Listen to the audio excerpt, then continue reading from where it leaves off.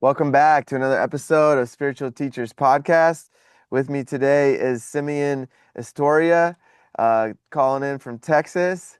Simeon is a spiritual wellness guide and someone who continues to walk the path. So it's a real honor to have you on today, Simeon. Welcome on. I appreciate it. Thank you for giving me the opportunity to come here and share my story, some experience I've gone through, and just continue spreading some light in a world that's full of, some dark and light, but that's what we're here for. So appreciate you for having me. Of course, man. Of course. I'm excited for our episode today. We're going to talk about spiritual ego and falling back into old patterns, how to stay connected with the higher self, what doing the work actually looks like, and how to shift frequency back into alignment. So, yeah, we got some really awesome topics to talk about, and I'd love to invite you to share kind of how your awakening journey started for you. Yeah, well, I appreciate it. For many people, we had to go through a process of some pain. Mine came down to 2019. I looked in the mirror. I didn't recognize myself, didn't see that vibrant young man I once saw that was full of life. And I didn't know what was happening. Tears started flowing down my eye. And I'm like, what's happening here? The last time I cried was over a decade before then. My grandma passed away. So Oh, you're wow. talking pent up anger, frustration, resentment, everything was just holding on. So it started leaking out by itself. Hmm. Um, at that time, I sat across the couch from my previous partner and shared with her, like, hey, I feel like I'm dying on the inside. I feel like I'm dead. And unfortunately, it seemed like it went through one ear and out the other because everything we were doing that was causing that, it was still happening. And it was, Mm. if you have someone that so-called care for you and you're sharing, like, hey, I feel like I'm dying inside, and there's no change, there's nothing that's like, hey, how can I help? Then there's a problem there. So then it started leading me to contemplation of my suicide. Then Hmm. it got to the point of me planning my suicide. Fortunately, I had some friends who had helped me. Shout out to Mary Jane Gardening Club that's out in Cali. Some cannabis has helped me see who I was and sit still within myself and start Hmm. breaking that part to where I experienced an out of body experience and started feeling all the suffering. I was just crying again. This is another day, crying like, what is happening? What's going on? Out of control, feeling all the emotions, feeling all the feels, and the suffering of not just myself, but the suffering of my family, the suffering I put people through. And it's like, man, this is a lot. So started working on myself, mind, body, spirit, and emotions. I dropped like 60 plus pounds. I was stressed out, overweight, depressed. I used to have sharp pains in my chest. They used to like if they hit is either I would grip something so tight or I drop it. That's how bad it was. And didn't realize, I think I've talked to you this recently. I didn't realize I was out of shape until I got into shape. Right, So right. once I started taking care of the temple, I was like, oh, okay. And then just continue to start doing a spiritual journey. I've done plant-based medicine, Mother Aya, the cannabis, as I mentioned. So it's been helping me tremendously. But now what I do is I integrate the work within myself and then also pass it on to other people who are ready to actually do that work. Hmm. So yeah, appreciate So I'm curious as you were sharing those heart pains, the was it related to something? Was it when you were in a trigger or when would they did you notice when they would arise at that time? Wow, so I didn't notice when it would automatically happen, but of course it was some high stress. I was in real estate at the time, so it's like deal after deal after deal, and I was just in a high stress space, and I was so disconnected from myself, like who Hmm. I truly am today. Like right now, you're seeing the calm version and everything. Before it's like, no, I gotta go, go, go, go, go. Right. So it was just more so I was carrying so much, and there's a baggage and trauma, and like I said, it took me over a decade to cry. Like that's not normal. And No. because society teaches that, it's like you got to be tough. Vulnerability is weakness. So society teaches that. So we carry it. So when that started shedding out, it just felt like the teapot, the pressure was filled up and it was just steaming the entire time. And finally, everything said goodbye, let go of this pressure. You're about to cry it out. I was like, what? So I wouldn't say something specific that I noticed. It was something that was a specific moment. I think it's more so backed up trauma, me not expressing my emotions or allowing myself to feel the emotions. And then also I was just not taking care of myself. I was battling sex addiction, I was battling alcohol addiction. And I had to work my way through this. Yeah. So it was a combination of things stacked on top of each other to where I was numbing my true version of myself. Hmm. So with the marijuana that you mentioned with the shout out you made, right? Was it a sacred ceremony? Did you guys meet up to connect like in a sacred space, or what did that look like? So no, so she would make like capsules. So Oh, the okay. person, yeah, she would make capsules and everything because she would grow it for her, I guess, clients and everything. And Mm-hmm. she'll make capsules and she'll give you specifically what you're doing. So she helps people when it comes down to cancers, helps people when it comes down to anxiety, anything of that sort. And she was someone in my community would say like, Simeon, you Mr. Miyagi me. And I think she Mr. Miyagi me. Mm-hmm. Like she would give me the capsules. She knew that she could see what was going on within me because when we're in our stuff, it's harder for us to see our stuff. Someone else Yeah. could see. Yeah. Someone on a journey further than us, they could see what's happening to us. And I guess she knew what I needed, and she gave me the right stuff that I was like, oh, this is life. Right. So yeah. Okay, so it wasn't smoked. It was taken internally. Yeah, it was taken internally through capsules. Yeah. Hmm. Yeah. Yeah, and it sounds like she was creating them in a very sacred way, like very intentional, and she probably had different strains for what different people were going through, right? Absolutely, absolutely. She grows on herself. Those are her babies. Right, So right. yeah, she knows exactly. She's very versed in what she does. And she's very big on energy. So she provides that for people of knowing what they need. And if they can't express it, she could pick it up and say, oh, okay, this is the one you need right here. Hmm. Yeah. Hmm. Yeah, So and yeah, I think it's important to differentiate between the corporate cannabis business that's out there now, right? Where the THC levels are so high, it's just like making people just couch potatoes, and people are using it to dissociate, right? And using it as a way to not feel their feelings. So it's beautiful to see that the same medicine done intentionally and grown with so much love and intention, right?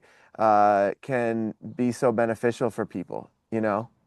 yes. I think it's when the way she's doing it and many other people who have it in their hearts to help people, they're doing it for people over profit. These large corporations doing profit over Right, people. right, If it can keep you numb and keep coming back and staying numb, then you're a person who's going to continuously paying them over and over and over again.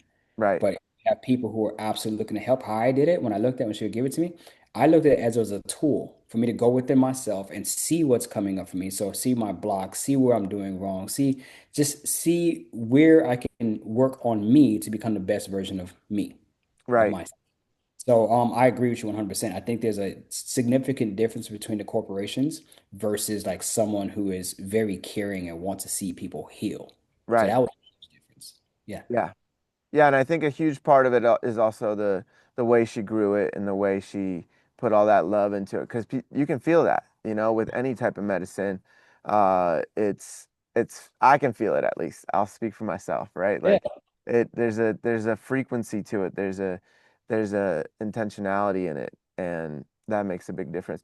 With any plant medicine, right? Like with mushrooms, if they're grown for a big corporation and they're just in bins somewhere in a big warehouse, that's going to feel really different than when it's like with somebody who's, either using soil from the earth or connecting it back. Like I know some people use grounding rods and connect it back into the earth. There's so many ways of doing things more intentionally, more aligned, if you will, It's a gift that she showed me in her backyard when she was doing everything. It was like, my gosh, like you're doing amazing stuff here. So you're spot on. It's like you're taking care, grounding herself while she's doing this. So she takes care of her babies. And That's like I said, you awesome. can feel that energy is passed on to the whoever she's serving. Hmm. It's a gift that she's providing to other people with the energy she puts into the plants, and the plants are providing back to them. So yeah. So you were having these experiences, right, of suicidal thoughts and those kind of things. How soon after did you meet her, and it sounds like you left that relationship. Like, what was the timeline on that? So in the relationship with the person who helped him with the cannabis. With the person, and yeah, let's start with that. Like how long did it take you to be like, okay, this isn't serving me, that our contract is complete, and Oh, choosing a different path for yourself? so I would say 2019 is when I that hit me. So Mhm. around 2021, 2020, it was like I was walking and went to go walk by myself crying, came back, I was crying. She's like, what's going on? I said, I see the end of the relationship. I see the end of it. Mhm. And what happened was from that point, she said she saw it already ahead of time. She just couldn't make the move. So she Mm, saw it in advance. She couldn't make that challenging move, which many of us do that. Many of us will sit in something that's not right for us because it's challenging to make that decision. But choosing not to make a decision is still a choice. So right, it's either stay in suffering patterns or we say, hey, I see it. I 100% know this is not for me. I right, had so it took a little while because it's like, how do you express these emotions? How do you express what's happening? So when we decide to make that decision, that's the most challenging part. Yet now you get to make it. right, right. And for men in particular, it's like we're a lot of men are like push down their emotions. They try to not feel, right? Yeah. We're so much of I know we're the same age.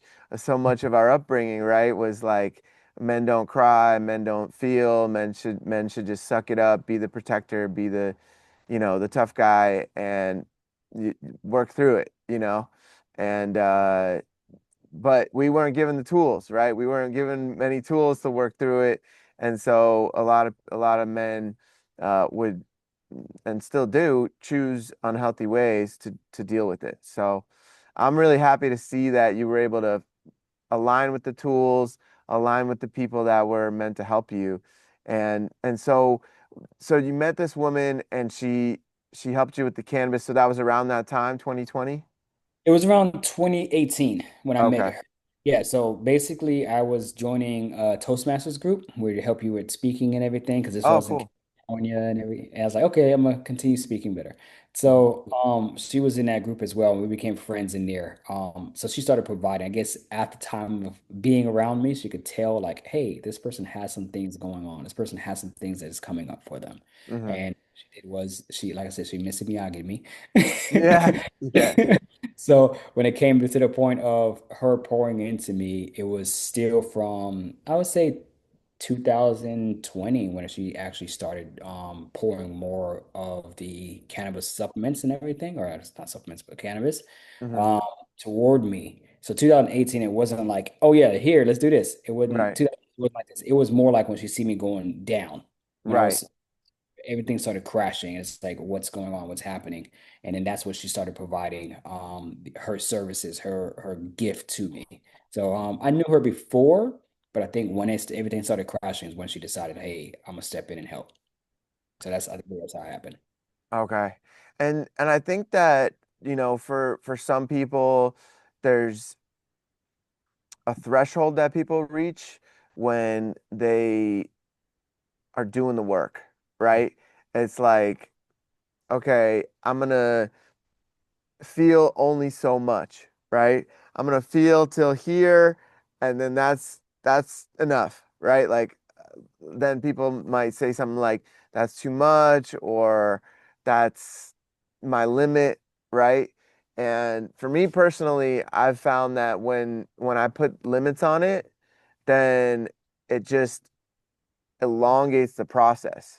I'd rather face it in the moment, get through it, face the storm, walk through the storm, and come out quicker than running away from the storm, it catching up to me, and then I still have to face it? Is it okay I'll curse on here? Yeah. Okay, I was gonna say this. It's scary as shit. Yeah. Yeah. Yeah. But I agree with you 100%. So here's what happens. If you're going through your journey, your ceremonies, your rituals, and you're saying, hey, this is just how much I want to see. I don't want to see more, no more than that. You are still trying to control the situation. Right. And the flow is not what you control. And the flow is you surrendering to it and say, hey, whatever is meant to come to me right here, that's what's meant to come to me. But if you're saying, hey, this is what it is, I want to cut it off from this point, you're exact is gonna elongate or is gonna delay the healing process that you have going on because a lot of people, and we'll get into it further when we talk about the super ego, but it's gonna delay your process of expansion Right. because now I only want this much, and universe is like, You can say what you want, but I'm gonna give you everything. Right, right. But it is scary because we don't know on the other side what it looks like until we do. But the same thing I just talked to somebody about today. Same thing as before the rainbow, there's a storm. Hmm. Before the healing, we have to face the shadow side of it. We want Right, to look at it. So we say, okay, that's scary. Yes, it is. But let me get past this. We had to go through it to get to it. That's it. So yeah, exactly. agree with you 100%. Yeah, and I think one thing that's being broken right now is this like you were saying in the beginning where crying, right? Crying is something that has been looked at as weakness. It's been looked at as something that as a kid there's these programs that we pick up like, oh, don't cry, be a man, or don't cry, like wipe your eyes, like it's fine, you're gonna be good. Those kind of programs seem harmless, right? When for parents, but then later on it has these effects, right? Where like for yourself, where you went 10 years, that's such a long time to not feel that. And one thing that I really like to emphasize is that crying is no different than purging in any other way, right? So it's like we can purge in so many different ways, but crying is just another way of clearing energy, of removing these parts of ourselves that really need to be felt, right? And I think we're coming back into a age of intuition and an age of feeling, so that we can really face the stuff, feel it. Then on the other side of that, there's forgiveness, there's compassion, but we got to feel it first. If we don't feel it, then we can't get to those next steps and next layers, you know? Yes, yes. You got to feel it to go through it. That's it. And one of the biggest misconceptions we've had is like sticks and stones will break my bones, but words will never hurt me. It's like, no, those words last. Oh yeah. Those Yeah. words last from when we're children. The same thing you're saying, suck it up, be a man, don't cry, don't be a wuss. When you're hearing all that stuff, you're putting on all this armor that you feel you got to carry everywhere. And then when someone comes to you and say, oh, you're weak, you put on more, and all you're doing is burying those emotions. Eventually, those emotions turns into uh, it's our demons. It's a Hmm. part of us where it's like it wants to break out, and eventually, when it breaks out, everyone's walking around like this angry teenager, like, "Oh no, you don't get to do treat me like this. F this, F that." So you're blocking out all this other stuff because you're bearing all those emotions when those emotions need to come out so you can heal. So Hmm. same thing that says you must become like children again in order to get into the kingdom Hmm. in ourselves, we want to become like these childlike creatures again, which is loving, joy, peaceful, and get rid of all the programming of this world, so we can step into a space of like, hey, I'm here, I'm present. This is it. This is where we are right here, right now. So you're spot on with the crying, the vulnerability. I was told this: the strongest person in a room is a person who has nothing to hide. That comes with vulnerability. So vulnerability is the power. So when people talk to me like, how can you share about your sex addiction? How can you share about the alcohol? How can you share about contemplation and suicide? I say, because it no longer has a control over me anymore. I don't live in that shame anymore. My Right. whole purpose is for me to release it, heal from it, so I can guide other people to do the same, so they don't have to carry that shame, what other people feel or think about them, and putting all that labels on themselves. And I receive help for this. It's not like I just woke up and received this. No, I received help for this in my path. So Hmm. yeah, cry, please. Let it be a guard. Cry. Let it out. Yeah. And I Uh, think that that also comes with uh feeling like it's safe to, right? That like coming out of that 10-year cycle, you know, I've worked with people where same thing, right? Many, many years of not crying. And then when I was able to just be with them and hold the space and really show up and just be like, hey, whatever comes up is all invited. It's all invited into this space, right? Like whatever you need. If you feel angry, let's release that in a healthy way, right? Like if you're feeling sadness. And a lot of times that anger is is the first layer. And then underneath it is that sadness. So really leaning into that anger in a healthy way, like, you know, you can scream into a pillow, you can punch a pillow, do these things where go punch the punching bag at the gym. There's so many ways to release it in healthy ways. There's all types of containers, women's circles, men's circles. you name it, right? There's ways and tools out there. It's just I've found that the way that spirit aligns the most powerful tools for me is just to let go and be like, okay, I know that I need to release this or heal this. Align me with the people and the place and the divine timing so that I'll know that this is the next step for me, and then let it go, right? Like that's the secret. Just let it go, not attached to like, oh, it's got to be this teacher, it's got to be this, I found this guy on YouTube. It's got to be him. I got to take his retreat or whatever. No, it's like that might be the path, right? But if spirit opens it up beforehand, it may be even more powerful, or that may be the preparation for that next step. Yeah. The one of the greatest challenges I see with that is obedience. So a lot of people will receive the word from spirit and tell you exactly what to do, but then it's like we don't take the action towards it. And then what we're wondering why, how come we're staying in a cycle? How come it's not working? How come I'm still feeling this way? Is because we unfortunately many of us we lack the obedience after we hear the word that receives to us. Like, oh, you received this message, but now it's time to do the work. Right. So that's one of the greatest things I do see what falls into our people when we like our spiritual people, we're going through alignment, we're receiving the information, and it's like let's step into that space of honoring the word that you received. Right. So I would say that's one big thing. You said something earlier. I'm gonna come back to if I remember, but yeah, feel free to continue. I just wanted to touch on that because obedience is a big one for us. Yeah. Yeah, absolutely. I think also discipline, right? For people, that's like a trigger word sometimes, because discipline can look in so many different ways. But it's for me, it was a process of recognizing that if I'm disciplined with myself, Yeah. I'm disciplined with Creator. Yes. So it's like if I'm showing up for myself, if I'm doing what I need to do, if I fill up my cup and I cleanse my energy every day and continue to align with my highest timeline, then from that space, it keeps opening up, right? And a lot of people, and there's so many comforts, quote unquote, out there, right?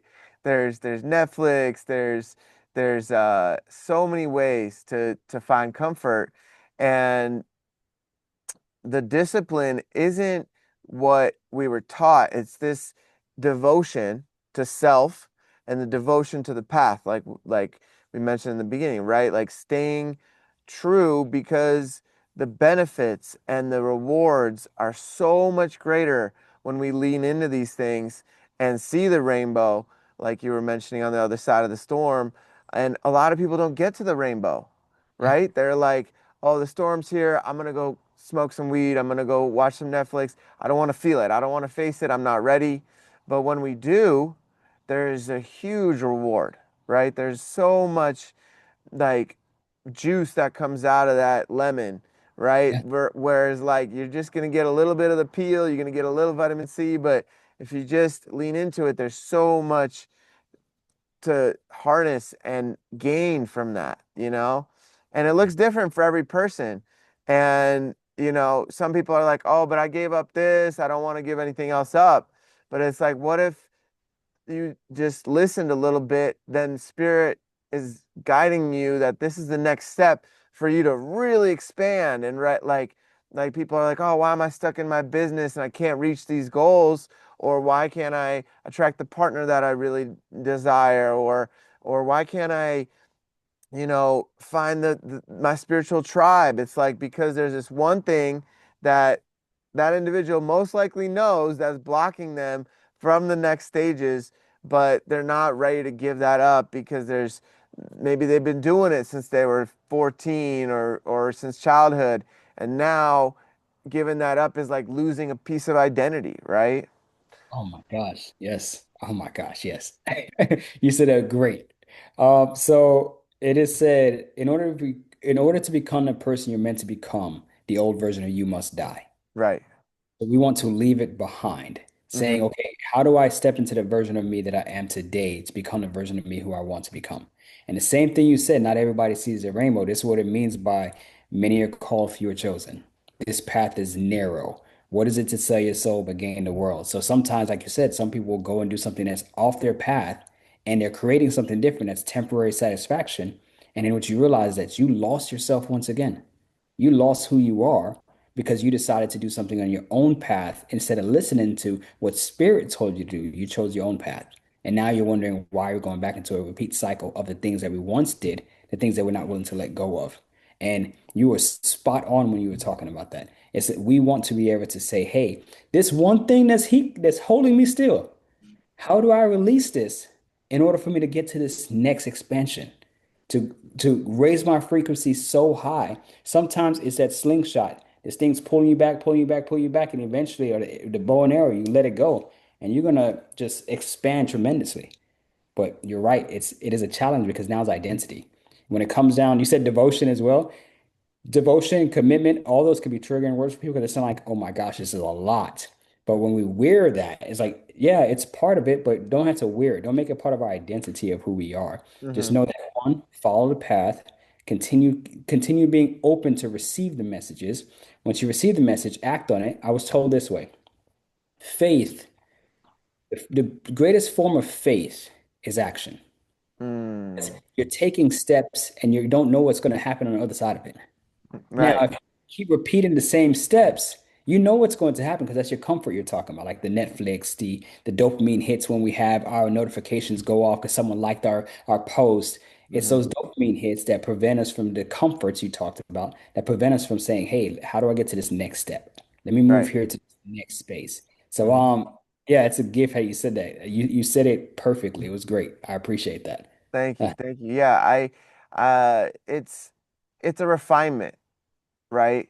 It's a for me, there was a time when I would be like, "Oh, I want to get the Lamborghini. I want to get, these things that society says is going to bring me joy." And then for the Lamborghini, for example, I ended up buying like a model car kit of it because I just loved the aesthetic of it, the art. It's like a living, drivable piece of art, right? To me, the beauty of the curves and all that, right? Like I'm big into art. And and then when I got the model kit, I was able to put it all together and experience what it might feel like to receive that, right? And I remember as a teenager, that was the goal. Get a Lamborghini, right? Like Yeah. I really wanted that. And there was something that got fulfilled in me when I got this model kit. I was like, you know what? It wasn't about, yeah, there was a piece of me that wanted the status of having this nice car, people looking at it, being like, "Oh, what'd you do to get this?" and how hard did you work and those kind of things.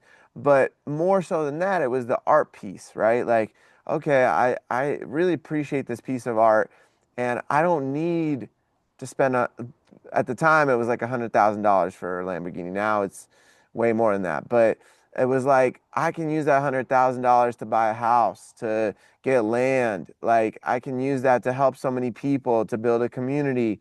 And so it something shifted in me when I had that awakening, and it was like, okay, this model kit is just good enough, right?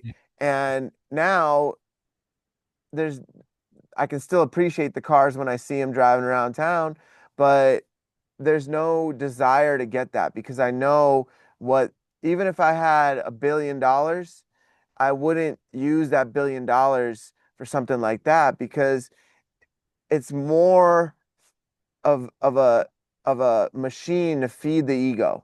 It's more of like, how can people notice me more, right? Mhm. And that was the core of it for me, right? Like underneath all of it, I wanted to be seen, I wanted to be loved, I wanted to be heard, just like all of us. And in middle school and early high school, that wasn't available to me. I wasn't like part of that circle where people really saw me, right? At least that's how I felt. And so there was a part of me that wanted to make up for that as an adult. And then I realized, no, that's not it, right? Like I'm really not looking for that because those people that are gonna notice me aren't my people anyways. Yeah. You know what I mean? those aren't the people that are seeing my heart, that are feeling my energy, that I really want to connect with.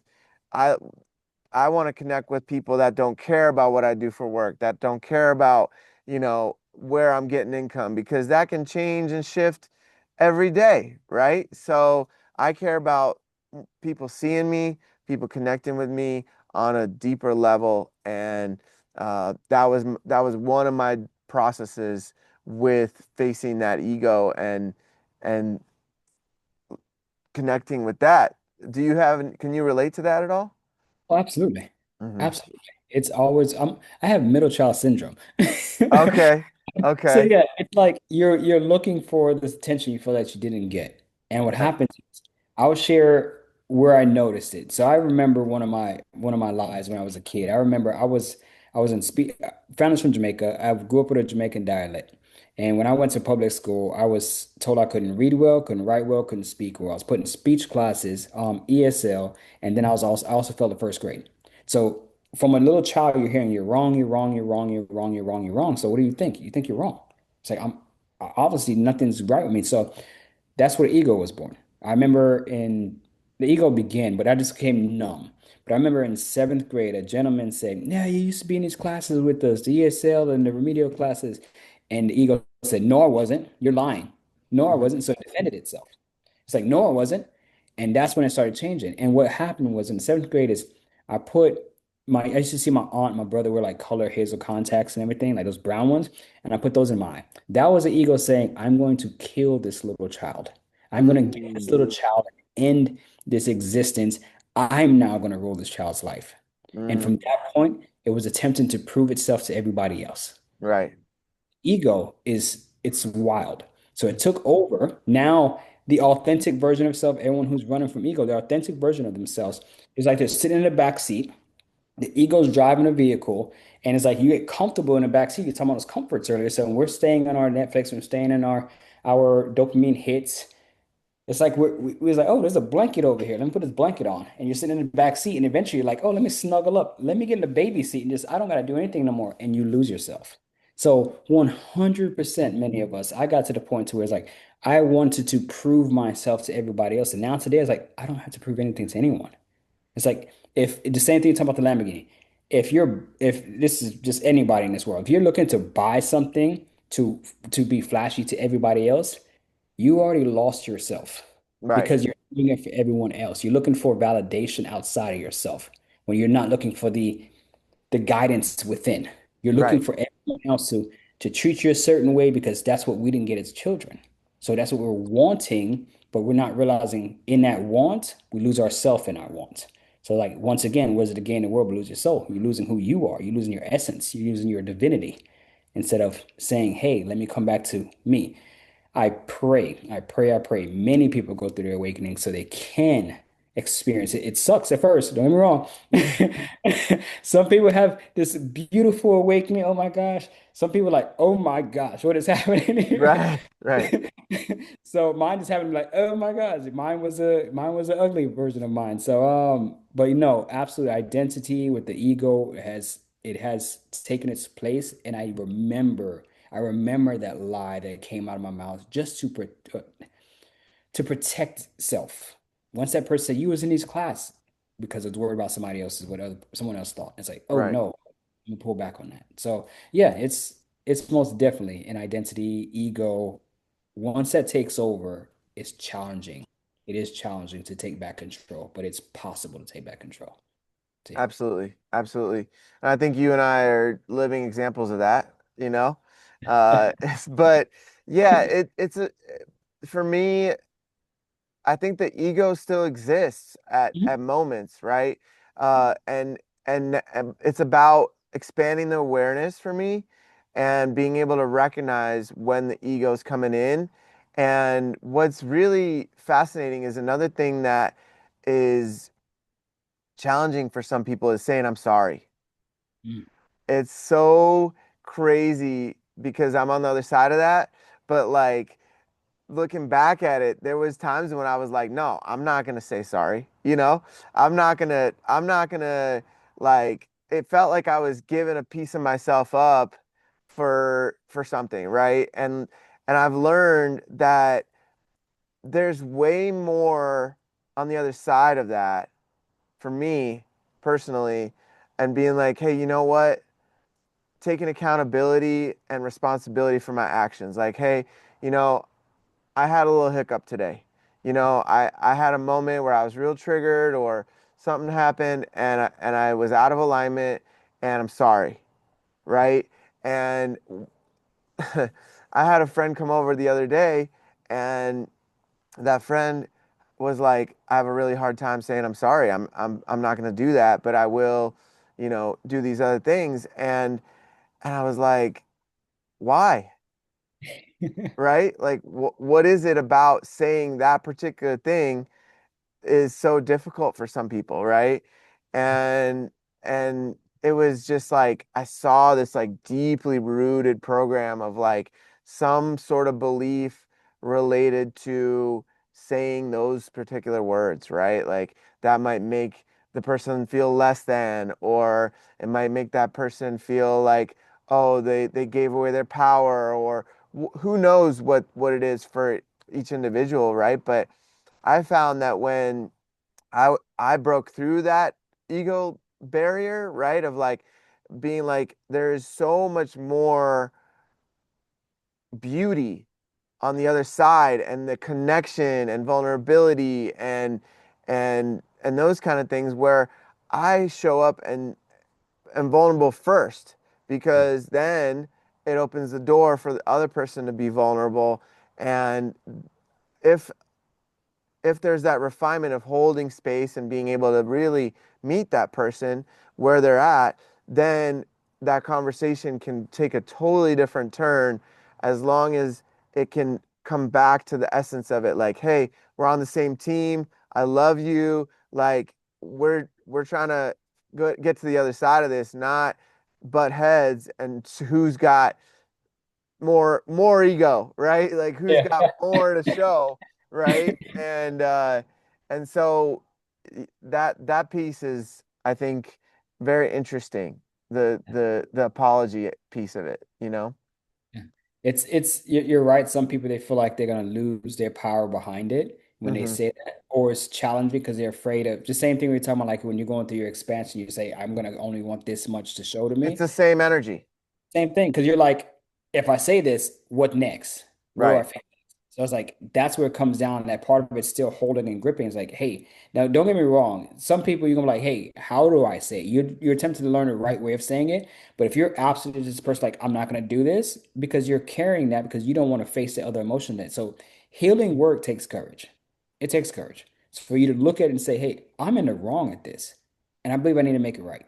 Hmm. And some people, they don't believe they make it right because of what they're doing is they're just bypassing it all. And remember when I told you earlier, 10 years, I was just carrying all that emotion. So that's what everyone's doing. So anytime you're avoiding to apologize, you're building on more armor to cover up the real emotions of who you really are. And then you're going to be stuck there and you're going to think like, oh, I'm this macho guy. It's like, you're going to think that all you want. And today, I talk about today, in today's world, unfortunately, many women are also stuck in their masculine energy now. Right.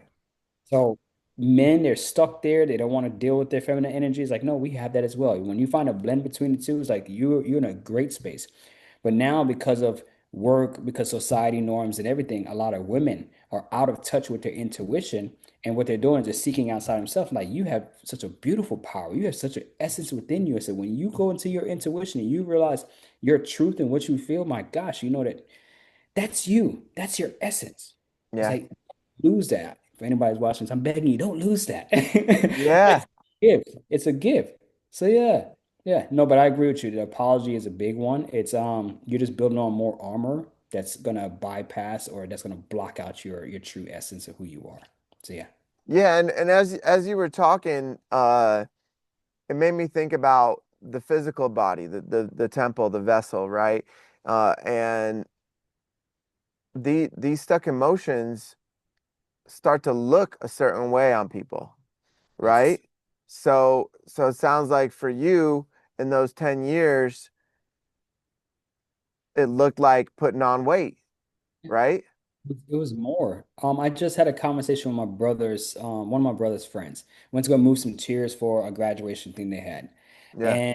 the gentleman, he was like, "Hey, Izzy, I thought you only had like two brothers or one brother." And he's like, "No, no." He said, "Thought I had two brothers." I said, "No, brother's like, no, he has. Well, I have three." And he's like, "I don't have, think I ever met him." I was like, "No, we've met." And he said, "What do you do?" I said, "Well, I'm a coach." And I said, "I was in real estate first." He said, "Wait, you're the brother that was in real estate?" He said, "Oh my gosh, you look a lot younger. You looked old. I thought you were older than like my other brother is 2 years, 2 days older than me." And he said, "I Hmm. thought you were older than him." And I was like, "No." I said, and I was like, "I appreciate that compliment I received." Yet at the same time, I said, because I was full of that ego. I was stressed out. Physically, I was not active. I wasn't the best. I wasn't taking care of my temple, as you're talking Hmm. about. So it's not just the looks, the age, because we do have the biological chronological age. The biological age went down, chronological age went up. But it's also your light, your spirit. Like Right. someone can see like this radiating off of you. That's the gift. But when you're not taking care of the temple, we start seeing it dim. We start seeing Hmm. this light dim, and you'll start noticing people when they have that very stern, just face all the time. Some people call it, what's it, the RBF, the resting bitch face. Right. Right. You Right. see that? It's like the light's gone, but it's because also we're not taking care of the temple. That's what we realize. So the temple does connect. We're wonderful when we can tap into our spirit 100%. But if we're talking about getting in alignment truly, it's like, let's take care of this. Take care of Right. this temporary thing that we have right now. Let food be thy medicine. That's how I look at it. So yeah. But yeah, it's not just the my overweight. It was my appearance, my energy. I had dark, very, very dark circles. Everything was just, yeah, it was, you can see the difference. Yeah. Yeah, for sure. For sure. Absolutely. So what did you change in your diet at that time to start to lose the weight and uh like you said, a lot of it's energetic, a lot of it is those kind of things. Um, and you made a lot of shifts to become more active and you switched your diet, right? Yeah, absolutely. So I was pescatarian for several years, and I wasn't like sourcing like the best of the seafood that I was eating at that time. Hmm. And I went back and tried meat again, and my body just like, no. And I tried the grass-fed beef when I went back and everything, but my body absolutely just said, "Hey, no, this is not for us." I was feeling lethargic, the fatigue. I was just feeling bloated. I was like, something's not right because I had it out of my system for a while. Yeah. And because I did pescatarian about 3 years, and then I tried to meat again, I said, okay, we tried a pescatarian, we did the meat. How can I go even further? Hmm. And what I did was I went plant-based. So now I'm fully plant-based. And I'm not one of those big process eating plant-based. I'm more whole foods plant-based. The Uh-huh. reason why, because I still look at it as a lot of processed foods that we're eating. Some of those foods that are in there, many people can't pronounce what the foods are. They can't spell the foods what they are. Um, Sometimes they start with an X with 13 letters. It's like, what is this? Hmm. So when you can't spell it, when you can't pronounce it, maybe more than likely we should be putting it in our body because Hmm. it's being made, man-made in a lab somewhere. And most of the foods that are being man-made in a lab are not for your benefit. They're for you to be addicted to it. The same thing, such as the cereals and everything. Majorities were bought out by cigarette companies. What do you think they're looking for? They're looking for you to get addicted so you can stay continuously being a client for them, a Right. customer. So most of the foods that we have today, especially when it comes down to processed foods, I want you to consider that processed foods were like started around the early 1900s, but it blew up in the 1950s. Yeah. Looking at less than 100 years, processed foods have been in our existence. Processed junk foods have been in our existence. But that is the, the thing that's marketed the most. That's the Hmm. thing that's out on the shelves most. Yeah. So the produce, the fresh produce, is not marketed as well as the cereals, the Pop-Tarts, the bags of chips, the cookies. They're not targeted like that. So if we're eating these foods, I look at it as the rule of thumb. If it has more than 5 ingredients, red flag. If it Hmm. has something that you cannot pronounce, something that you cannot spell or by your own, and someone said it to you, red flag.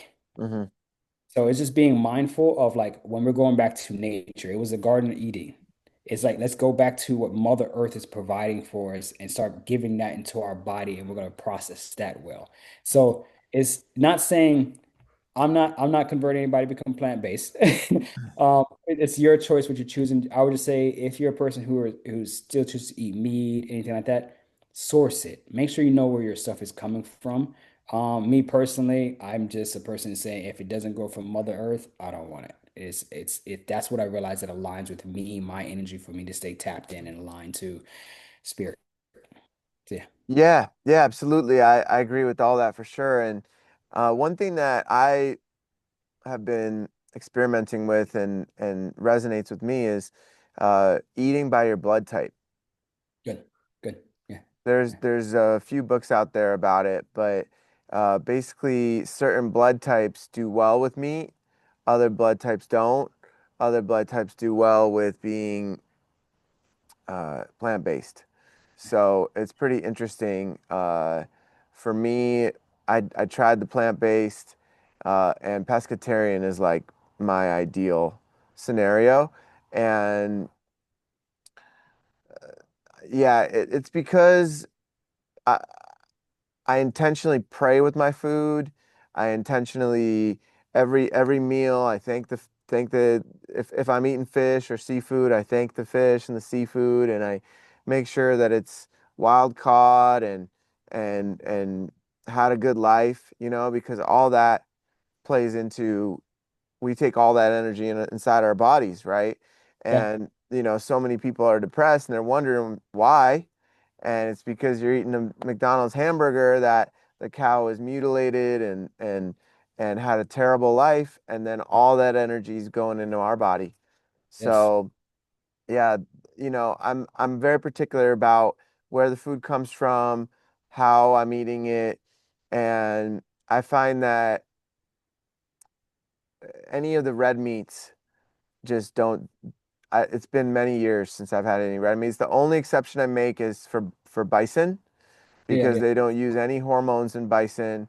And I've been walking the red road, the Native American path, um, and they give you a little bit of bison when you come back from Vision Quest and things like that. So it's done very sacredly. It's done with very intentionally. So with that, I make some exceptions for that, but I I don't feel that heaviness and that torture and everything energy from those things. And I have in the past, and in my 20s, but I don't I don't foresee myself ever going back to that, even if it's grass fed and those kind of things, just because it's so heavy in my system.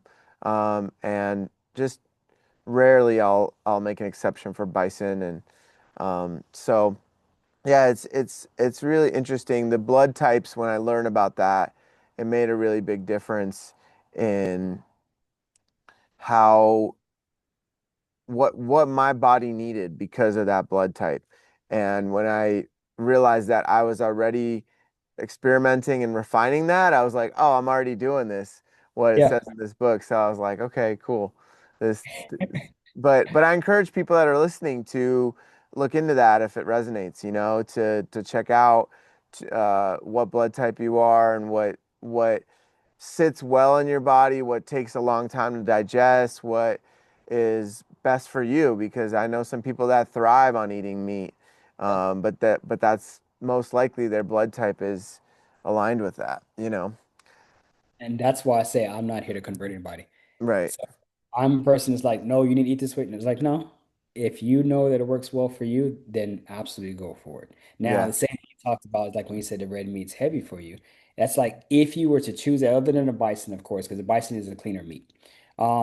If you were to choose the red meat and you know that it doesn't align with you, and then you're eating it, that's the same thing we're talking about. Now you know it misaligns you. Right. Now you know you're not tapped in. So this is the same exact thing we're talking about, like we talked about the Netflix, the comforts and everything. So the processed foods that people are reaching for, you're wondering why you're not hearing spirit anymore. You're wondering why you're disconnected from your highest self. And then when we're eating at things, because literally it's tearing you apart, it's separating you from who you are. So the same thing, you are aware, like, hey, this does not work well with my body, and more than likely, I'm not going back to it. You're choosing that narrow path, what many are called, few are chosen. You're choosing to follow the path and stick to the path. Hmm. So Good stuff, my guy. Yeah, yeah. I mean, as you were saying that, it brings up the topic of self-sabotage. Mm, mm. And a lot of people, including myself, right? Even till this day, there are moments where I catch myself self-sabotaging, right? Whatever that looks like when there's a moment of like, okay, this is the next step, or this is what I know I need to do, and then either it's like, oh no, I'm gonna do it regardless for whatever reason, right? It might be financial, it might be there's millions of reasons why somebody would self-sabotage, but getting to that core of it, right? Like getting to the core of why people self-sabotage. Uh, there's this book I've mentioned on the podcast before that I'm reading right now called The Big Leap, and Okay. they talk about the glass ceiling of like where people will get to, and then that's their limit, and then but they can break through it as long as they recognize that they're at that limit, right? And so that's been really interesting for me to be observing in myself of like where my glass ceilings are, and when I break through what that feels like, and then aligning with that frequency again in order to get to those next stages of whatever it is that I'm doing, you know? Yeah. I think so when you're getting ready to break through that next glass ceiling that you're talking about, one thing that holds us back to self-sabotage is that comfort of who we are right now. So Right. we talk about the ego is like you're getting ready to break through, but it says before there's a breakthrough, there's a breakdown. Mm-hmm. The emotions, there's going to be a ceiling here. Those emotions are going to start hitting when you get to this point. And it's like, and either I'm going to feel these emotions and go through it, or I'm going to sit there and say self-sabotage and I start back over. And Mm-hmm. anytime I feel misaligned, go back into your root chakra. Make sure hey, I'm covered. I'm good. I'm safe. I'm taken care of. All is well. Mm-hmm. And then start going back and build back up. But once you get to that point, I was told this way. So I'll tell people this. Healing is not about being a pushover. Healing is about having the courage to one, stand up for yourself nowadays because no one would do it when you're younger. Yeah. Sometimes we get to these emotions, we don't stand up for ourselves. We don't honor those Mm. emotions. Yeah. We allow ourselves to say, let me go find something to distract myself, these comforts, so I do not go through these emotions. One of the best gifts you can give yourself is put it on your calendar if you can, but honor it. So if you have something that's very challenging, like, hey, I'm been pushing it off, I'm not doing it, put it on the calendar, honor it. But here's the part. Many of us are seeking the distractions to come up. We're waiting. It's like, let somebody call me, let somebody say they need me to do this, and we'll drop everything and go. Yeah. But what we show up for ourselves is a version of ourselves. We call it the critter mind. It's a version of ourselves that it knows what we are. It's like think of it like the first time you ever gone on a roller coaster.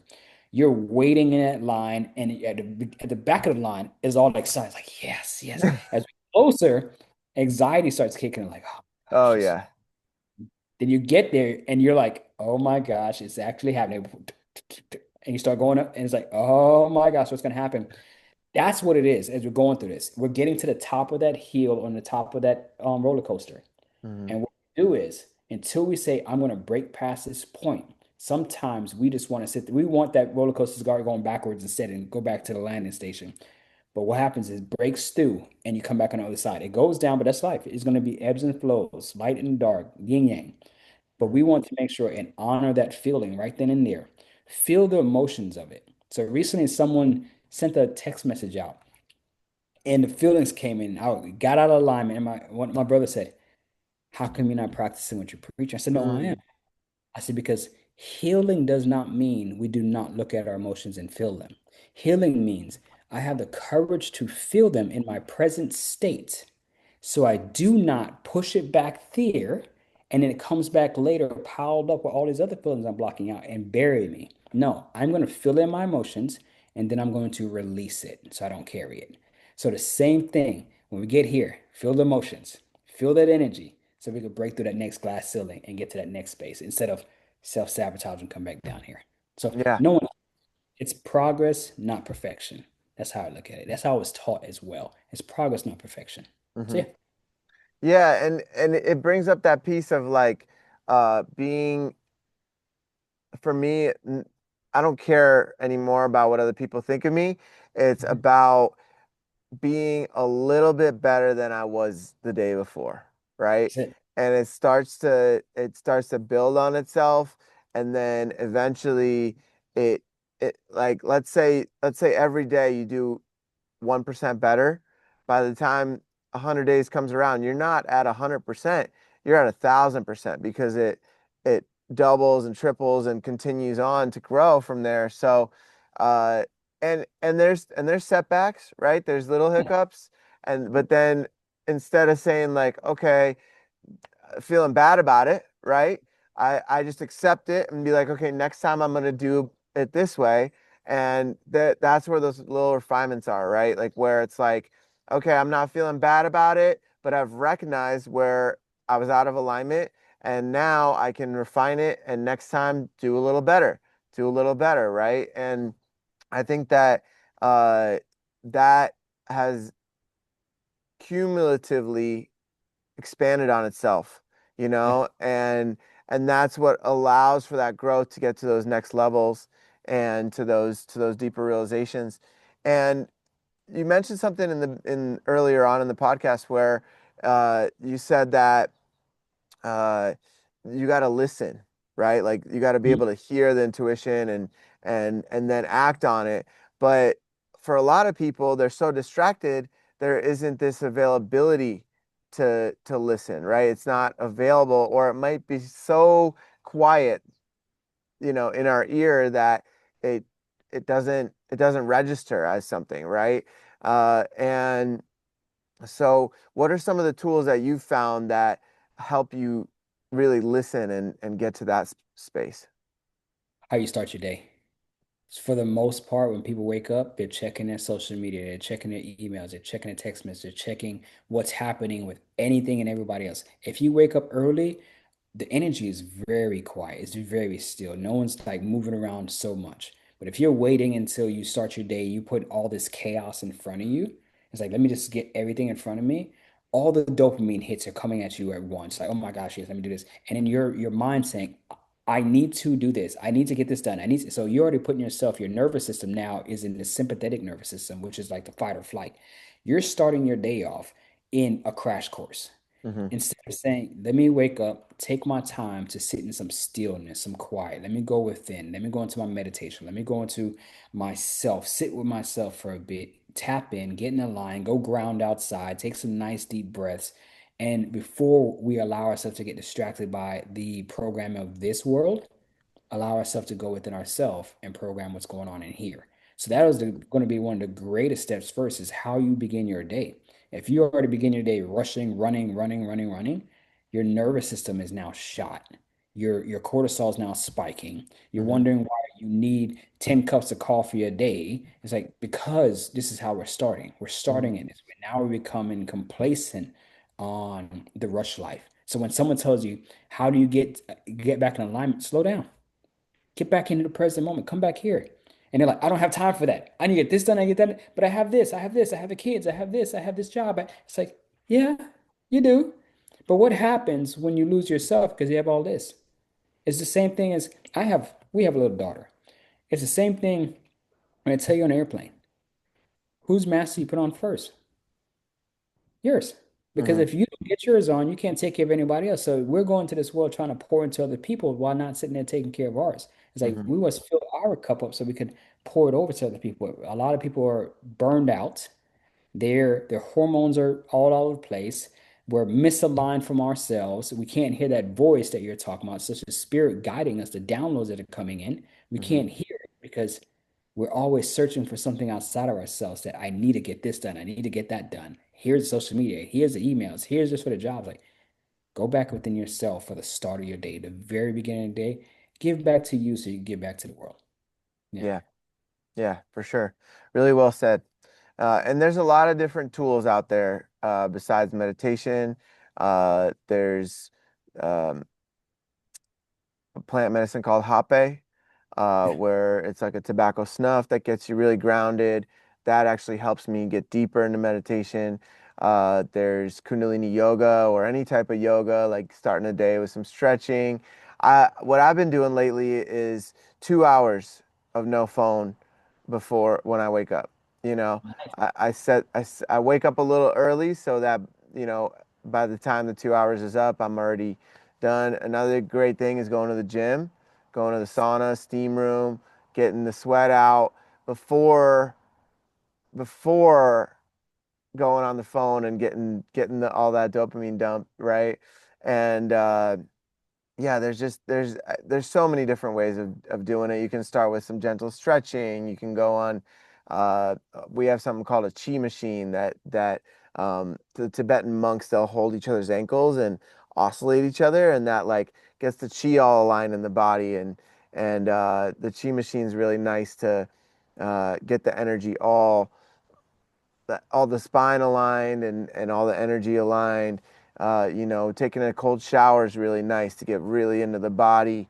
Um, in Kundalini yoga, I learned like using like a brush to wipe down your skin before you go in the cold shower, so everything's alive and you're fully in your body. You know, there's a lot of tools out there for it, and you know, it just take what resonates, and you can start small if you're not doing anything. Like I just tell people 5 minutes meditation, you know, just sit in stillness, just letting the thoughts come and go, let them come and go, and that's it. That's all you focus on. And that's a powerful tool in itself, you know. And then eventually the thoughts all leave and we're just in stillness. And it's not about like a 2 hour meditation one day and then you don't do it for another month.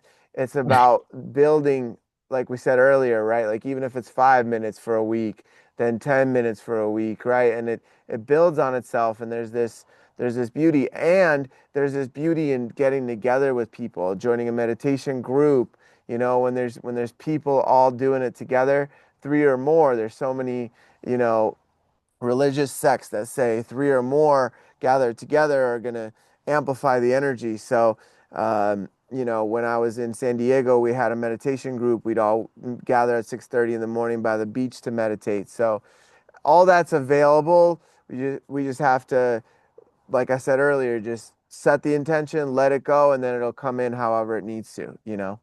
Yes, yes. And what you said earlier, one of the greatest investments that we don't look at in our lives, your spiritual wellness, Yeah. your your health.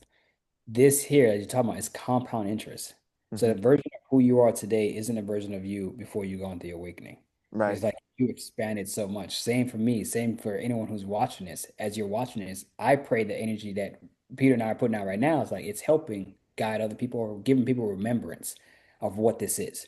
Yeah. Uh, and for those who like feeling like they don't know what they're feeling, they're confused. This is a turning point right here. This is a gift. When someone says, "I don't know what's happening," like, "Oh, you about to go through it? Let's go." Yeah. That's Yeah. a turning point. It's like start just take the 5 minutes breathing. It's finding consistency. It's not being perfect. It's finding consistency to get it done, and then start journaling some stuff. Just start journaling like what you're feeling, like what it because sometimes you can't express it, but when you start getting out that free writing is going to start coming in by itself, and you're going to realize that hey, I'm writing so much and getting this out. So that's another tool. The That's grounding, another great tool. Yeah.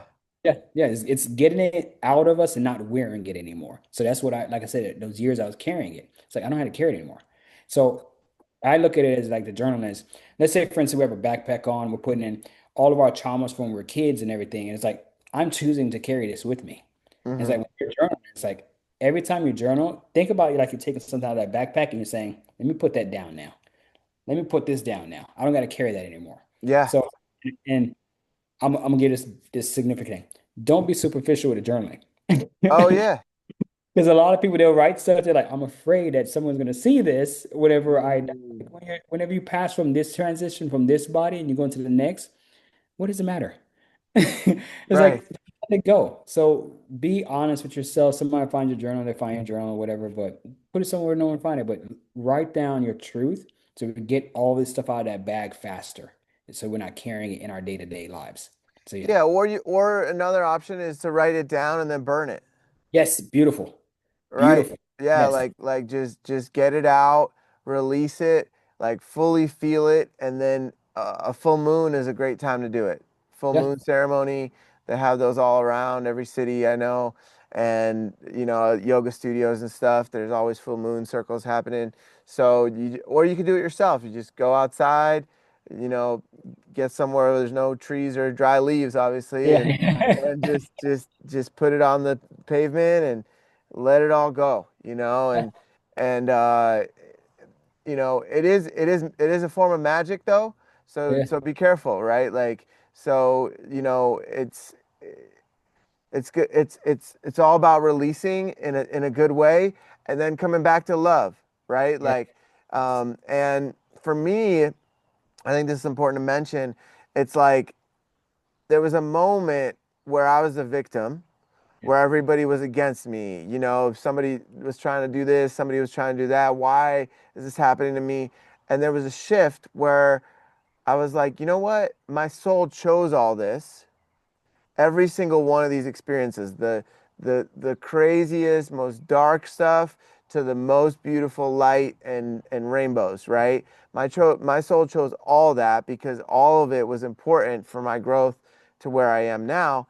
I wouldn't be the same person if I didn't have all that, every single little piece of it, right? And so then when I looked at it that way, I said, okay, I'm responsible for everything in my life. Every single choice I've made has brought me to this moment.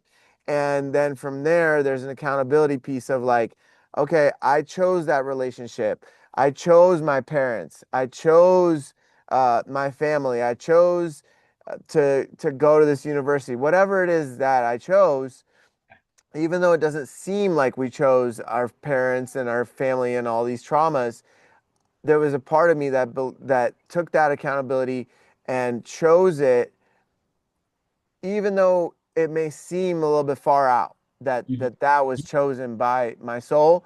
But we're Mhm. eternal beings, and Yeah. I believe that there's no coincidence Yeah. to those kind of choices. And I came into this body with those decisions. And when I took that accountability, then it took all the pressure off everybody else. And it doesn't mean that I get to invite those people back into my life, but I'm carrying that in my backpack, like you said, in my trauma backpack. If I don't forgive, like genuinely forgive for my own peace, otherwise that's going to keep manifesting in every relationship that I surround myself with, whether that's friends, business, lovers, doesn't matter. It's all going to keep coming out of that backpack and be reflected to me like a mirror. So it's better to take the accountability and then face it head on and then find that love and compassion eventually once it's been released. Yes, you said several beautiful things. You said Thank you. several beautiful things. Yeah, no worries. So you are right, it's an agreement. So when someone screws you over in this world and you ask, why did I do this? Because you agreed upon it before you came here. Right. Your parents, you made an agreement with the people who did hurt you, the people who love you, the people you let go of. You made an agreement Yep. before. This is Yeah. part of experiencing this whole thing. And the trap, I talked about this before, is like, I haven't talked about it here, but one of the traps is that isolation stage. So when we're going through a spiritual awakening, yes, we go through an isolation stage. It's part of the phases. But staying there is what brings you back into what you talk about when we fall into that victim mentality. Everyone's against me. No one sees my gifts. No one sees that I'm able to do this. No one's capable. It's like you want to be put out there in front of everybody, but no one's listening. But Hmm. sometimes the biggest issue we have when we go through that, when you go through a spiritual awakening, you're attempting to share with everybody, you get love, you get love, you get love.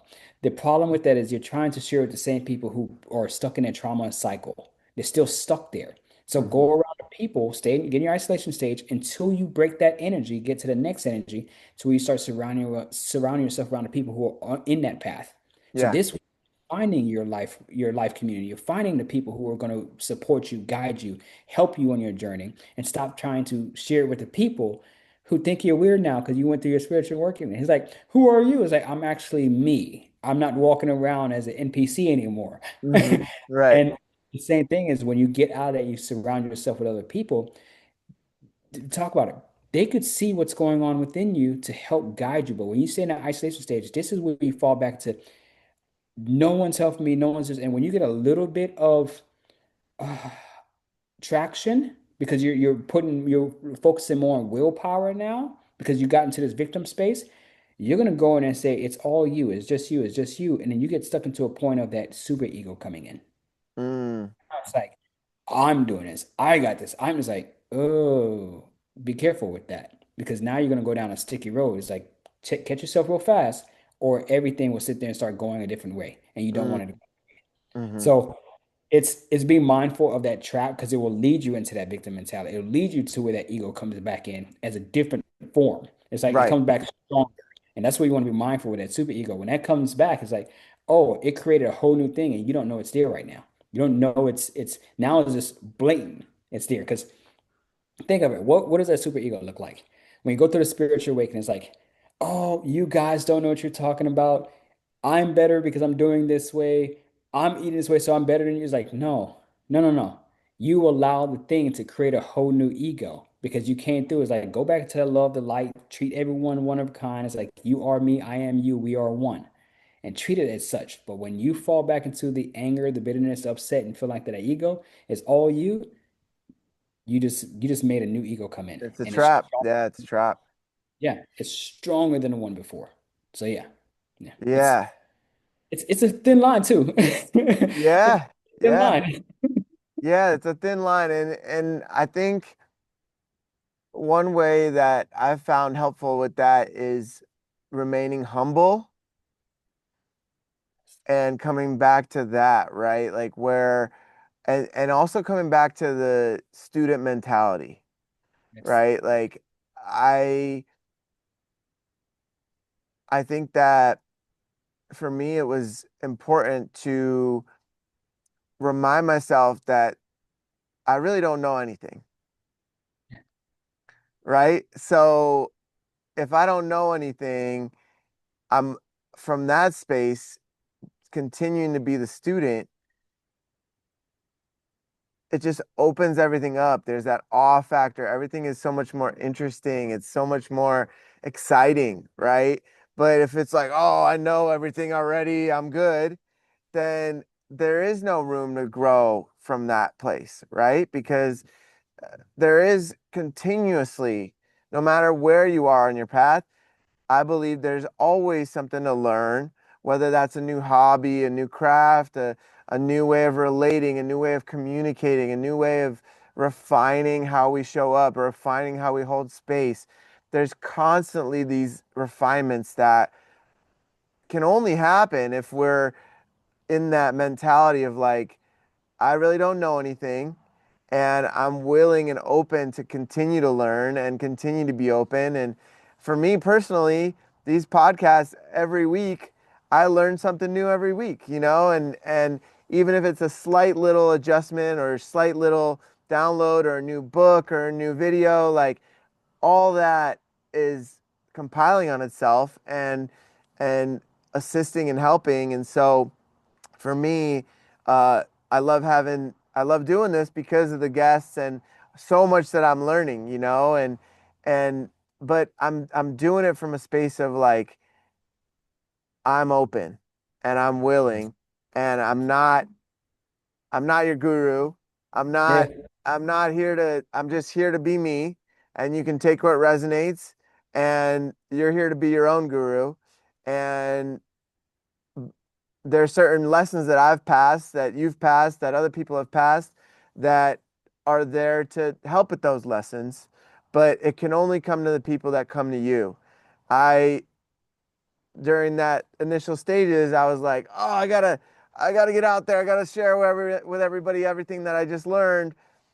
And very quickly, Spirit knocked me on my butt and was like, nope, that's not how it goes. If they want it, they're going to come to you and they'll be open and receptive. And that's the people that you can share with. But if you're trying to reach a handout for somebody who's not willing to take it, it's not going to lead to anything. Yeah, absolutely. I think it's beautiful how you said that. It's when you're open, your energy, think of your energy, your aura is like this, and your crown chakra is open. And in the moment you say, I know it, everything closes. It all shuts. Because now that you know it all, why do you need to receive more? So you're Right. not receptive to receive maybe the one piece of puzzle that will change your entire existence. Yeah. But because you know everything, it shuts down. Right. But if you walk around this world curious, like you're curious, like, oh, I'm willing to learn more. You're expanding. Everything's expanding right now. I'm like you said, I'm open. I'm open to receive the information that's needed. It's like this people that's sent to you from spirit that says, let me align you with this person because you made that agreement before you came here. Just don't remember it. Let me align you with this person right here, right now. And that one person is going to give you the one piece of puzzle, the one piece of information that will change everything for you. Yeah. But because you walk around, you know everything, what's the point? And I'll be honest, that's one of the greatest traps I see when I'm talking to people as seeing if they're ready to expand on their journey. And they're like, oh no, I already gone through my spiritual awakening. I was like, how long? It's like, oh, it's been 5, 6 months. Like, you just started. It's like, no, that's not the end. There's like, whoa, how come I'm not getting this? How come I'm not doing this? How come this not happening? I said, you're still walking the journey. I said, this is what it is. So when I told you, when you introduced me, say a person who's still walking a journey, because I'm still expanding, I'm still learning, I'm still receiving as much as I possibly can, Hmm. whatever is coming to me at the time. But the moment you say, oh, I already know it, wait until you humble yourself again. Right. You said, stay humble and wait till if you don't humble yourself fast enough, the experience you're going to receive is going to humble you faster than you can. And the experience Exactly. is going to be worse than you taking the time to humble yourself. Yeah. So, you said it beautifully, my guy. Yeah, you Thank did you. great. Thank you, man. Yeah, it's really interesting uh to reflect on that, to reflect on these little things because when we're in it, sometimes we forget those stages. And I think that it's important to also recognize that there are stages but the stages aren't stages per se, they're frequencies, right? Yeah, And there's a frequency to where we're at. And yeah, I've met people in different spiritual communities that'll be like, "Oh, I've put in so much work and I've done so much on myself." And I'm like, "Okay, but you're still going out looking for women to sleep with and you're still uh, you know, getting blacked out drunk and all these things, which there's not necessarily anything wrong, but because maybe there's some contracts there, but also those things aren't serving your highest version. yeah, And yeah, regardless of what quote unquote work you've done, if you're still putting yourself in those scenarios that are lowering your frequency, right? Like taking you out of that energy, no matter how strong your practice is, if you're still continuing, it's a form of self-sabotage, right? yes, So if that person is still putting themselves into those scenarios, then you gotta see that that person needs to see that this is not helping them expand, right? It yeah, isn't assisting them in their next stage, right?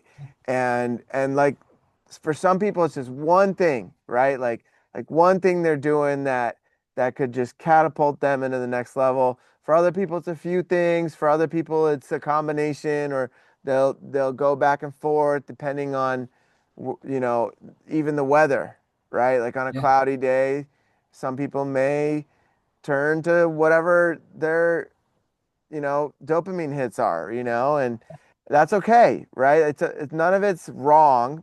It's just that discipline and that refinement of like I'm not just quitting something that's detrimental to my spiritual growth. I'm committing to something with creator and I'm making a new contract of like, you know what? I'm done with this program, with this way that I've navigated, and I'm gonna replace it. The replacement is an important piece, I think, right? Like, what are you gonna replace it with? Let's say you get rid of alcohol. What are you gonna replace that with? It's like there's there's uh there's infinite things to replace it with that are healthy, right? And I have some friends that they have more of an addictive personality.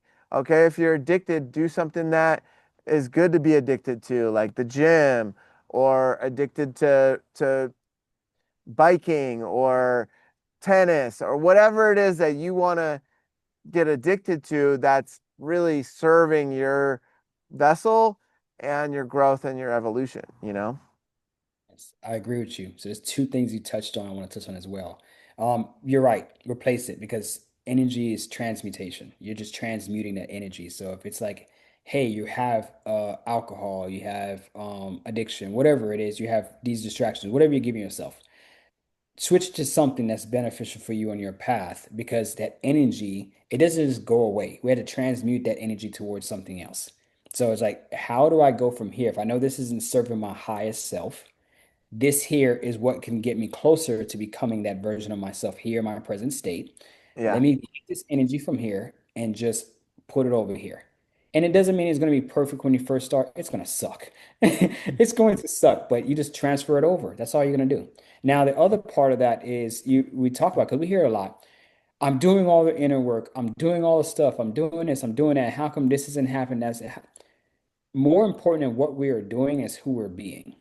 So if you're a person that's saying, I'm doing the meditation, I'm doing the journaling, I'm doing the read, I'm doing the physical activity, but if you're now doing it to check off a box, who are you being at that point? Because you're not being a person who is saying, I'm in a line for this. You're being a person saying, I'm just checking the boxes. So you're not attempting to put yourself in alignment for who you are meant to be. You're now just doing it because you're saying, this is now the standard of my boxes. You're not doing it for the right reason. So anytime we're doing something, who are you being when you're doing it? Are you here on this podcast? Who are we being? It's like I pray that I'm being a blower and light right now. Right, right. That's my whole thing. Is like, who am I being? I'm being a person who wants to be a person who's just guiding people. The same thing you use. Like we're our purpose, or how I look at it, is we're giving a message out to people so they can just tap in wherever they're at. So it's like, who are you choosing to be in everything that you're doing? If you beautiful thing you said earlier, you bless your food, you thank your fish when you're eating. It's like you're being a person of love in that moment. That energy you're pouring into the same thing you said about my friend with her cannabis. She is being a person who's pouring love into her buds of getting that love transferred. Same thing we're talking about. So something that's not good for your higher self to something that's different. You're transmuting energy from your buds to over here. You're transmuting energy of thanks for the fish going to that, everything that's going within your body. You're just transmuting it over, but not just what we're doing in every moment, who we're being. So yeah. Yeah, I think you nailed it right there. I think you nailed it because the check boxes are just check boxes unless you really embody it and really take it into your day. And the real test is how we relate, right? And how we put it out to the world.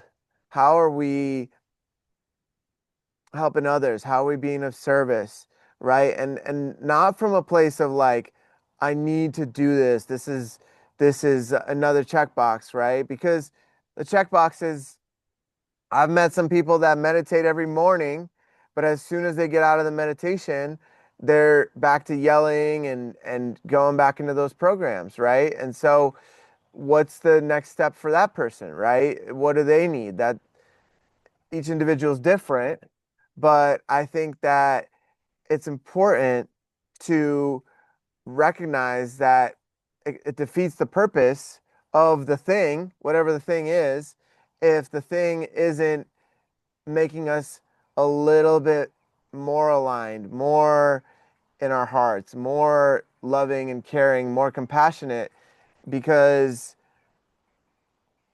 somebody could meditate and then come out and be like, even more angry, right? Yeah. Because they were in their thoughts, right? And they were just sitting with that anger. And they're like, oh, I'm getting more angry, you know? And it's like, okay, now how do you want to transmute it, right? Like, how do you want to alchemize that? How do you want to shift that energy? And that's a really fine line for some people where they think they're doing these things, but really it's the next step, the integration, the embodiment, the real like essence. And those of us that can feel energy will know, right? Like we'll know when somebody's embodied or when they're just doing this, right? Like there's a lot of people out there that can talk a good spiritual talk. They can quote every Buddha quote. They can give you a lot of, you know, quotes from the Bible and they can tell you all these things, but they're not embodying it, right? They're not really they're coming from a place of like okay, I'm going to say all these things so I can hook this person in to come work with me, to get more money, to get, whatever it is, right? And I think that it's important to really have that refinement. And Yes. that takes time. That takes time for the to make some mistakes sometimes, but really listen to that intuition, that voice that talks about that. And it's a gift when you make those mistakes. Yeah. It's a gift because now you have the opportunity when you're talking about it. This is why I think is great when you put yourself around other people. Because if you're going in meditation, you're coming out of it and you're still feeling that pattern, oh, that's beautiful. That puppy. Is this the new one you're talking about? We got another new one, but this is my little girl. For those listening, my dog just jumped on me, give me some love. But That's good. Sometimes we need that. That's it. yeah, yeah, for sure. But yeah, so no, when we forgive me, I lost my train of thought now. So when we tap into when we were talking about you saying people who could speak a good game, embodying it, Yeah, and then let's see. Oh, being around people. So when you come out of meditation, if you're still angry, the great part about that is you have people that in your corner can say, hey, something's there. It'll make you question what's going on inside. So the next time we talk about a compound interest, it's better than you were before. All it is, you're chipping away at small pieces at it. Doesn't mean it's going to be perfect, but you're chipping away small pieces each time. But if we are by ourselves, sometimes it's more challenging for us to see our stuff. So it takes longer, that delay that we talked about. But if you have a group of people that's with you on this path, they could show you and you could expand faster because now you say course correct faster. So you can move to that next threshold. So I agree with you, but you're absolutely right. Integration. It's like becoming who you are. It's not just talking game, not just practice what you not just not practice what you preach, walking the walk. right, Like becoming yourself. Weird. So it's becoming part of your identity, your subconscious, who you truly are. But it's right. also a lot of times people think it's like you're just becoming as great as it's like, no, you're remembering who you are. That's the gift. You talked about it earlier. I think other than love, love is one of the most powerful energies out there. I think everyone can agree to that. Accountability, you talked about earlier. Accountability. Once you go into accountability, that's how you tap into your authenticity. Authenticity is one of the most powerful forms as well. Is that energy. So it's like the same thing you're talking about is like tapping back into those energies so you can remember who you truly are. And this is when you're actually being this person, not pretending and having to put on a show or a face. Because here on this call, when I leave here, guess what? This is still me. Yeah, yeah, The social media stuff, it's still me. yeah, yeah. If you get to walk into this world as who you are, so you're spot on. It's not just checking the boxes, it's becoming this. It's the integration that the work you're doing. So anybody who's looking for that next thing, saying, I'm doing this and doing this, doing this, doing this, continue doing it until you realize that it's who you are. It's not just the stuff you're doing, who you're being. So yeah, you're throwing gems out here, my guy. Thanks, man. Yeah, Yeah. you are too. You are too. We're going back and forth, just tossing the diamonds and gems back and forth. But Yeah.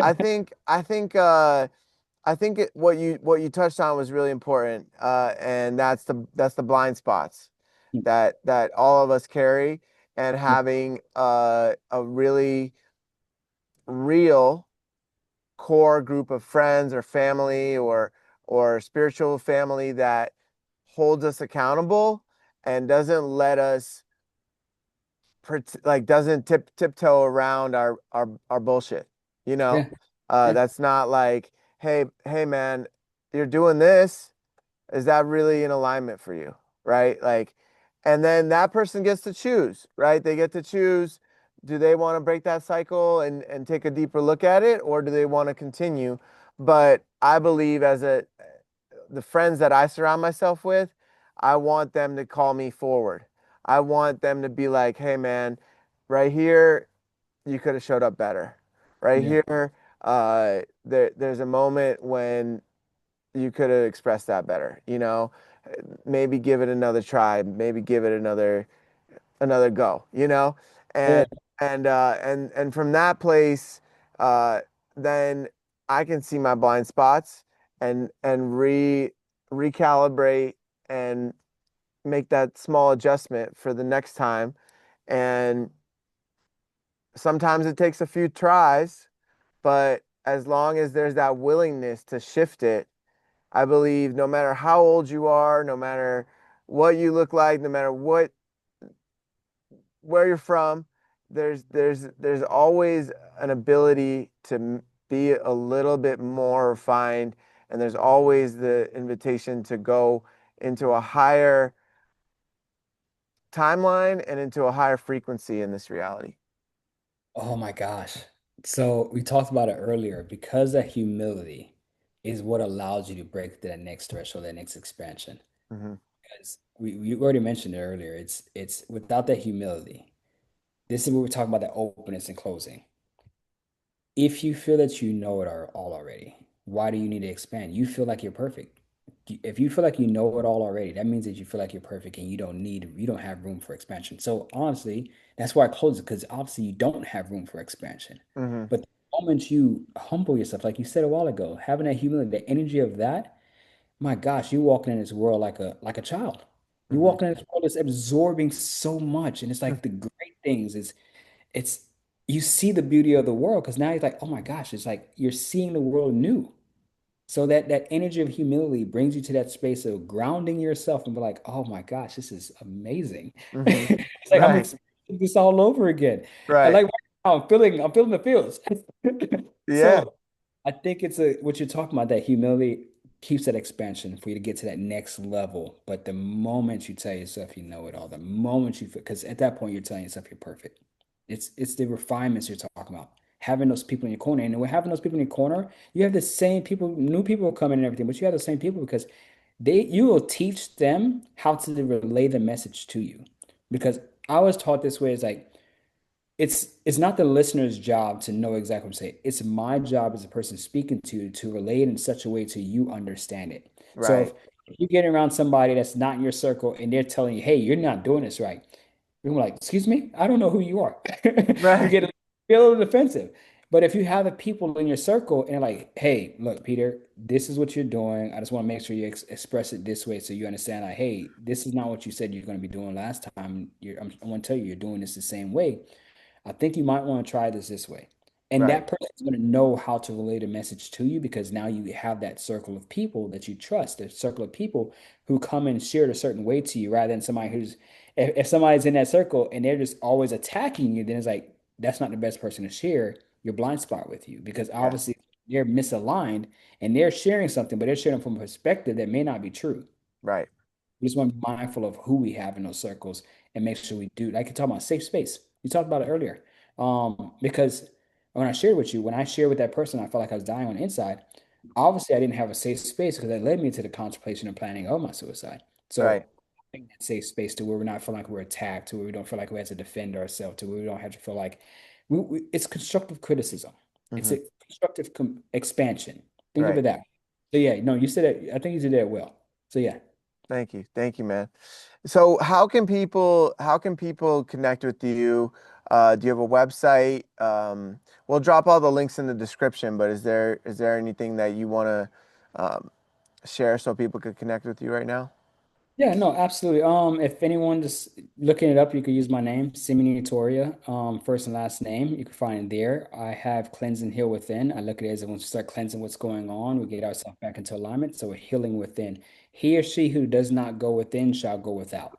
So if we're always looking outside of ourselves, doing all these little tasks and everything, let's start going back in with ourselves. But Instagram, TikTok, YouTube, Facebook, it'll be Simeon Toria and cleanse and heal within.com, and we have I'll give you the actual one to we have our shift, and because the cleanse and heal within is our supplements, but then the other version of it, it's like the actual work, the integration work that we talked about throughout today. But I appreciate you 100% for having me here. I appreciate the energy you having, the light glow on you right now. So so no, but I truly appreciate you having me here, and thank you for allowing me to come here to your space. Thank you. Yeah, thank you so much for coming on, brother. It was a true honor to have you on, and I feel like this is the beginning of a great friendship, and I'm really excited. You're welcome back on anytime on the podcast. So Thank you again. And until next time, brother, Yes, thank you so much. take Appreciate care. it. Much love.